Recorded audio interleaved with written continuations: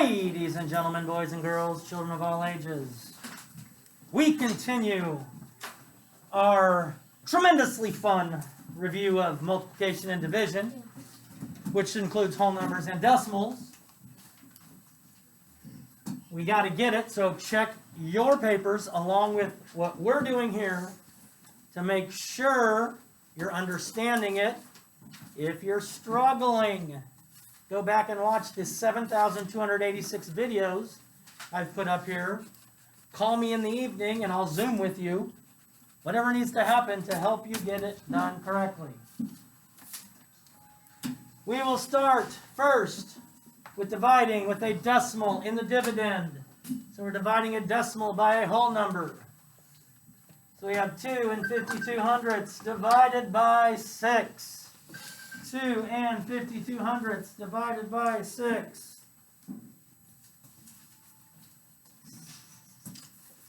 First thing we do is Decimal up.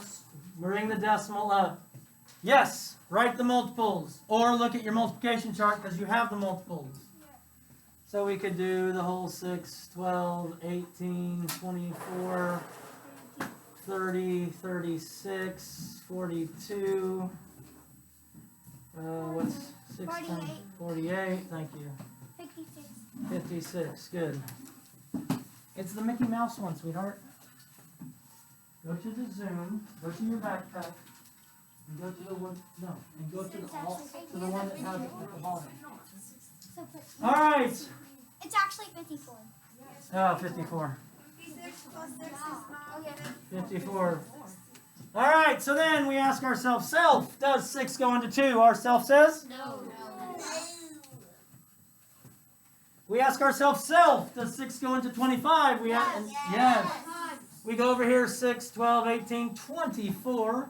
That's pretty close to 25. So that's 4 times. 4 times 6 is 24. Subtract, we get a 1. We bring down the 2. 12. Does 6 go into 12? Yes. How many times?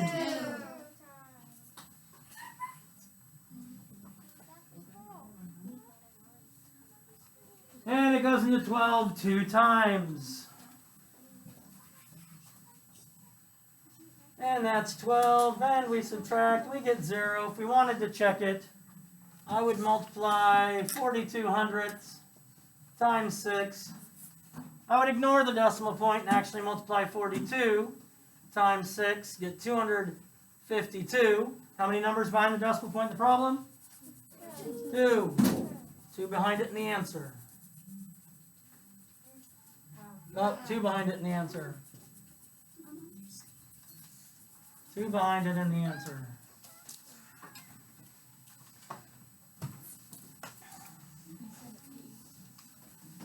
Next up, we have a 3-digit by a 2-digit multiplication problem. A 3-digit factor by a 2-digit factor. Are they on there yet? Change the background so we can see what it says. The normal one. All right, if we wanted to make this, break it apart, we could do 279 times 6, because there are 6 ones. We could do 279 times 80, because there's 8 tens, and 8 tens equals 80. And then we just have to add these two products together, which is a good way to check it. Is it working? Gosh, it's driving me crazy.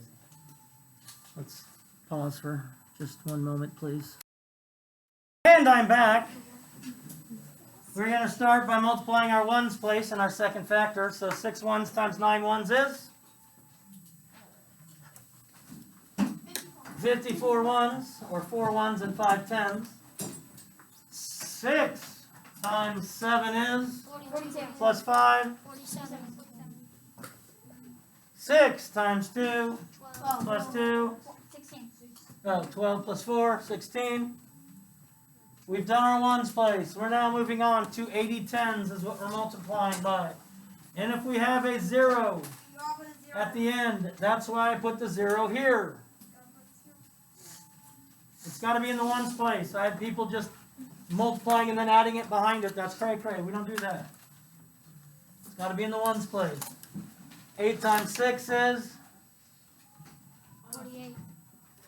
Or, I'm sorry, my bad. 8 times 9 is? 72. 72. Thank you. 8 times 7 56. plus 7. 63. 63. This ought to be on your paper, people. 8 times 2 32. plus 6. 32.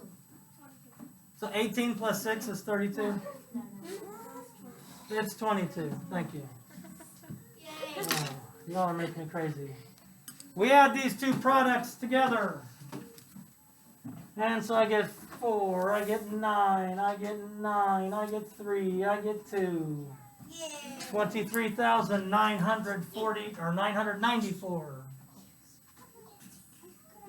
If you are not getting these done correctly, go back, watch this video again, and figure out where exactly you're making your mistake.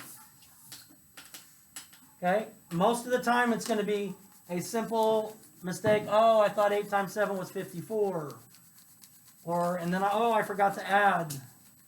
Okay? So go back and check and figure out where you're making your simple mistake. Because I've watched you and you all know how to do this. 2 1/10 times 3 6/10. First thing I do is I'm going to rewrite it, ignoring the decimal points. 21 times 36. All right, let me ask you this. Let's go back and look at the original problem. 2.1 is close to what? 2. 3.6 is close to what? 4. What's 2 times 4? 8. My answer needs to be somewhere near 8. My whole number needs to be somewhere near 8. Somewhere near 8. This also helps figure out where our decimal point goes. That's why I strenuously suggest you estimate. All right, 6 times 1 is? 6. 6 times 2 is? 6. 12. I don't have any place to carry it, so I put the 1 in the hundreds place. Now I'm multiplying by 30. 3 times 1 is? 3. 3 times 2 is? 6. I add these two together. I got 6. I got 5. I got 7.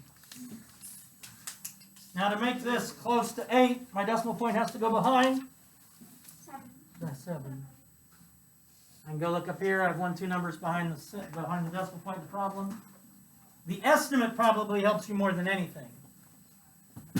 Because I would have less than 1 if I put it there. I would have 75 if I put it there.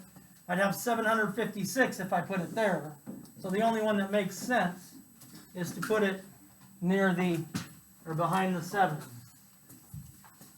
And last but not least, we have 4,942 divided by 44. I'm going to stop the video so we can tell me the multiples of 44.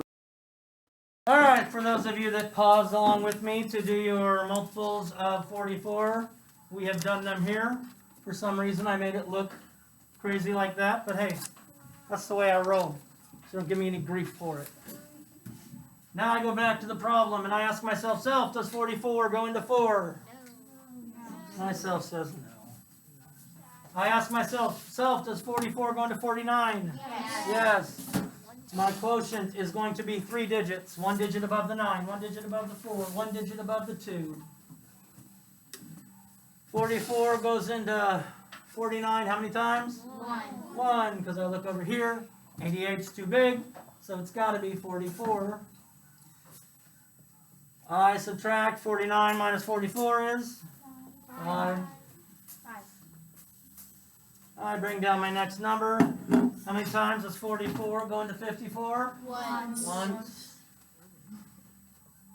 1 times 44 is 44. I subtract, I get 10. Bring down my 2. 44 into 102. 2 times. 2 times, because 88 is as close as I can get. 132 is too big.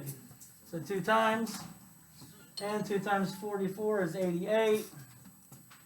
Subtract, let's see, that's, go, 14. oh good, 14. And so 112 remainder of 14. As long as we all agree, because I'm just listening to what you say. If you're missing any of these, please, for the love of Pete, go back, watch the video again, see where you're making your mistakes. Because I guarantee you they're simple mistakes. You've done something simple wrong. Boom! Shakalaka, peace out. God bless. Love you. Do something kind today. Save the bees. Love y'all.